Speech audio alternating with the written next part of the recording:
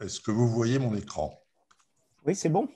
Bon, donc en fait, il m'avait demandé de travailler sur ces 89 RR Lyrae qui sont en fait dans le centre galactique, donc des champs très encombrés qui ont été observés par les manips qui ont fait du microlensing dans les années, depuis les débuts des années 90-2000. Et moi, j'ai récupéré l'ensemble des données ROS2, donc il y a à peu près 7 millions d'images. Et j'ai préparé donc pour cet ensemble particulier un certain nombre d'images.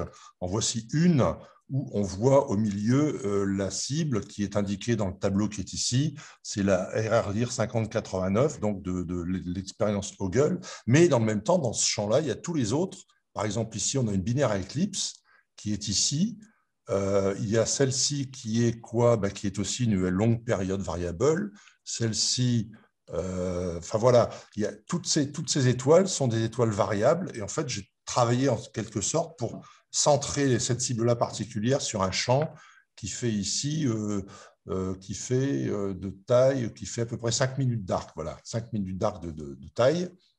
Et donc, j'ai travaillé dans les deux caméras Eros 2, donc c'est des caméras à champ très large qu'on appelle bleu et rouge. J'avais 509 images en bleu et 350 en rouge.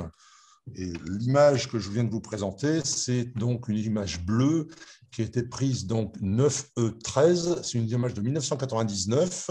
Le 13, c'est le jour, et E, c'est A, B, C, D, E. Donc, c'est le 13 mai 1999. Voilà. Donc, ça, c'est le code jour. Et donc, il fallait que je reconstitue exactement comme pour toute étoile variable les courbes de lumière dans ces deux bandes.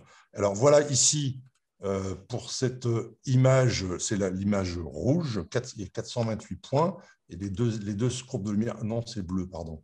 Là, c'est la bleue, elle a 428 points, et la rouge, elle a 243 points. Donc, je peux directement, par exemple, ici, mettre en plus la rouge, choisir une couleur différente. Évidemment, je vais inverser les couleurs pour être cohérent. Voilà, toc, je remets la bleue en bleu. Voilà, toc. Et ici, on a effectivement des magnitudes qui sont complètement instrumentales.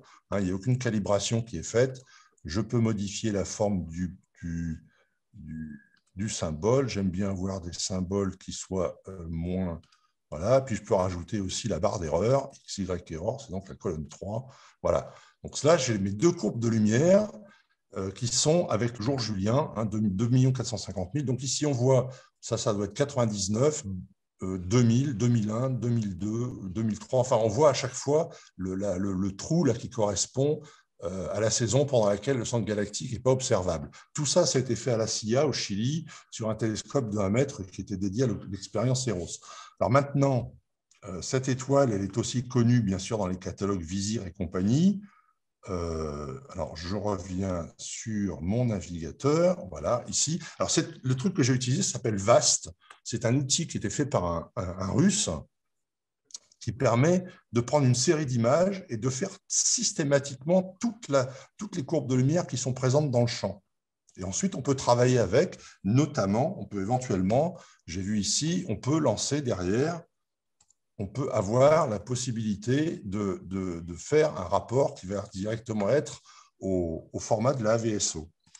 Je voulais simplement vous montrer cet exemple parce que j'ai pu aussi aller dans Visir, donc la table, le catalogue correspondant, et la 5089, elle est ici, elle a une période de 0,48 jours. Et quand on fait directement ici cette courbe de lumière, donc qui prête sur 1, 2, 3, 4, 5, 6 saisons consécutives, j'ai préparé le schéma en question. Et si je présente la même chose en mettant la colonne du temps julien en modulant par la période, j'ai directement la courbe repliée en phase. Et je n'ai fait aucune hypothèse de fond de ciel. C'est une photométrie de PSF. Et ce genre de travail que j'ai fait ici pour une cible individuelle, je pourrais le faire sur une collection de cibles aussi importante que possible. Toutes les étoiles qui seraient dans le champ seraient traitées de la même façon. Par exemple, si je reprends ça, je pourrais avoir envie de traiter la binaire à éclipse de Oui. 145,072 qui est ici. Bon, elle est un peu faible dans ce champ-là, mais si on en prend une, parce qu'elle est de magnitude 21, donc effectivement, on ne peut pas la voir. Mais par exemple, celle-là, qui est une magnitude 18, elle est où? Je ne la vois pas, elle est peut-être hors champ.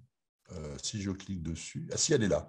Voilà, ça c'est une binaire à Eclipse, elle est ici, sous mon curseur. Et donc, on pourrait traiter dans tous ces champs encombrés un ensemble aussi important que possible de toutes les étoiles variables en utilisant ce logiciel qui s'appelle VAST.